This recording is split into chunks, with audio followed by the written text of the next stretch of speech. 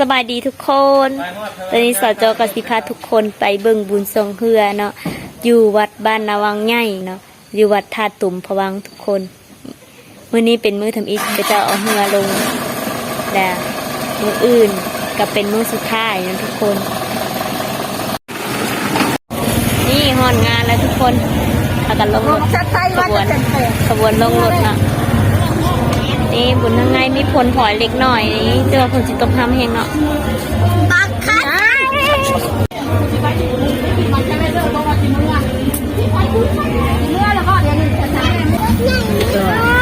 สไลเดอร์นะซาไซ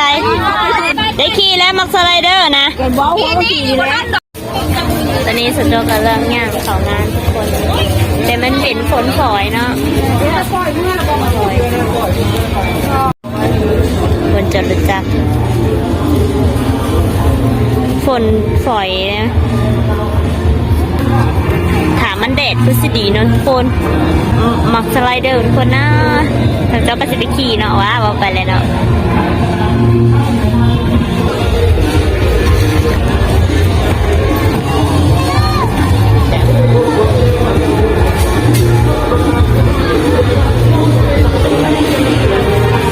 กองเงินเอาไปใส่เงินทุกคนโคละ3 ดอกกีบเนาะ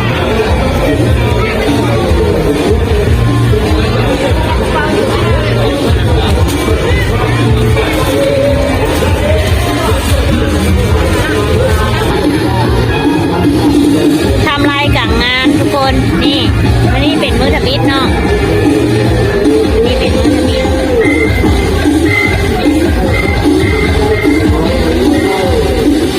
เจ้าเปิดเนื้อทั้งลมเนาะขนแห้งนะขนแห้งเขาเย็นเขาแล้ว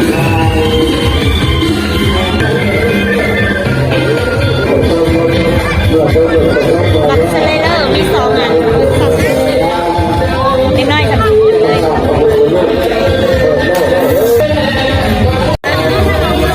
สวัสดีจ้า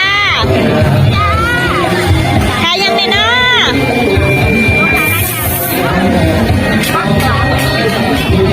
มาฮอแล้วบังขลามกับก้าวตึกดำตึกเหล่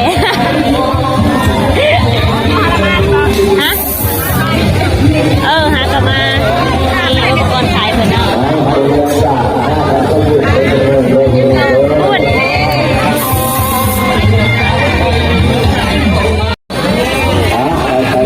แต่เมื่อ3 ลูก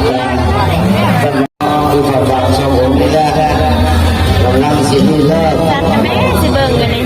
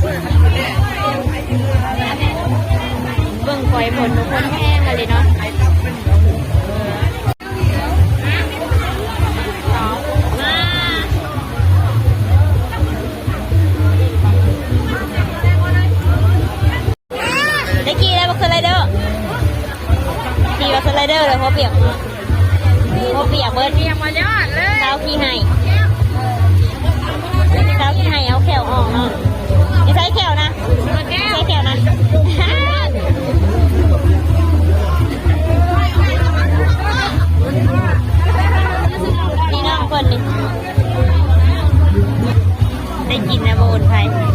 อีดีใจจะแพง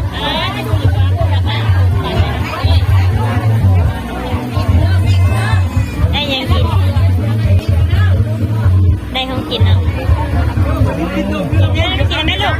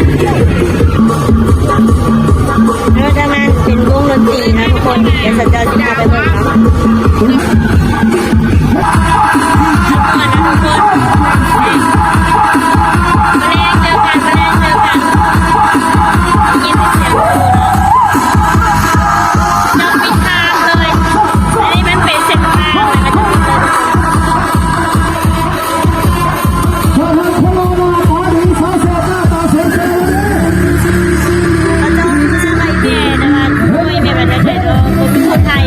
มีผู้จับต้องหน่อยจ้ะ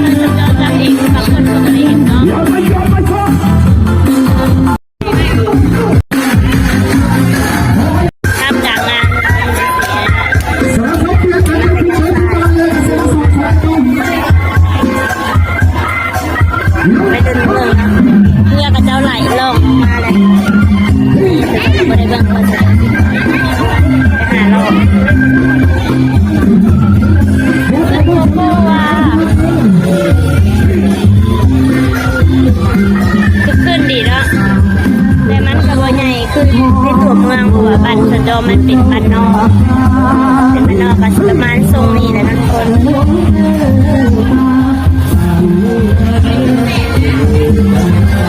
ฝนมันตกมันหากะสว่าง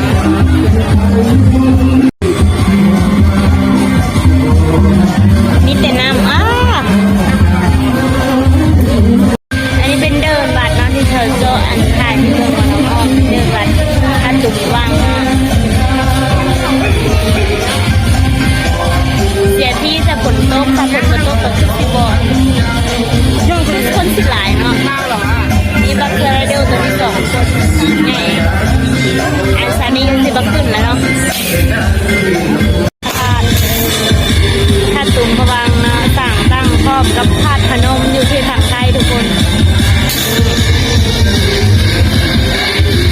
เพราะว่าถ้าตุ่มพวังหัวโจกับบุกเงินไปไหนเนาะก็เริ่มพ่อบอกเพราะว่าจะไม่ว่าไปแล้วมันคิดเสียงเขาเจ้ามันกระบอดังเนาะเพราะว่าเสียงตู้ดังกว่า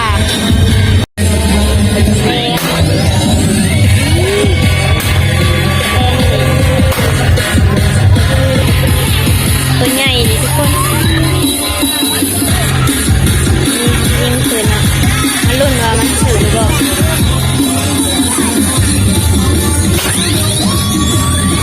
ยิงแน่มันดีบ่ลงนี่ทุกคนเขาจะพาทุกคนมาเบิ่งกับเด็กน้อยขี่บักไรเดอร์เนาะที่สูงสุดจากต้น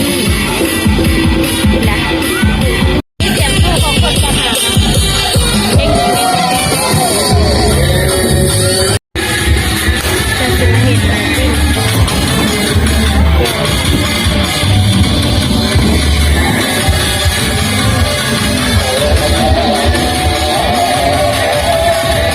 อย่างกำลังคนเนาะ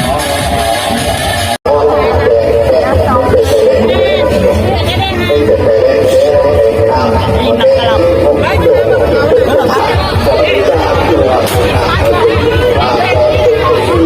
ยกมันไหมมากขนาดนั้นเลยจะพูดชัดไหมเลือกก่อนคนน้ำ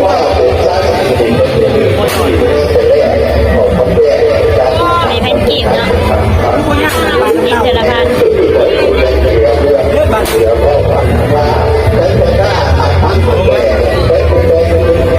เข้าว่าโอ้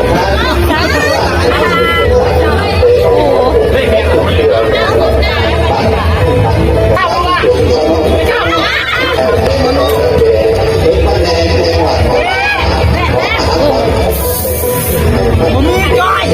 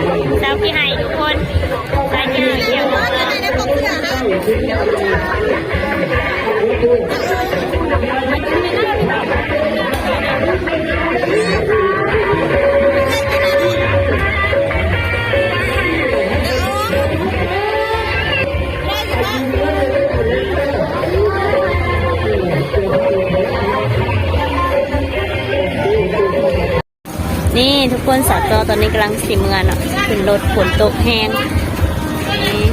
คลิปนี้ก็จบไว้เพียงเท่านี้ก่อนเนาะขอฝากกดไลค์กดแชร์กดติดตามแล้วก็ให้กำลังใจช่องน้องเจ้าสาวลาวเลยด้วยทุกคนบ๊ายบาย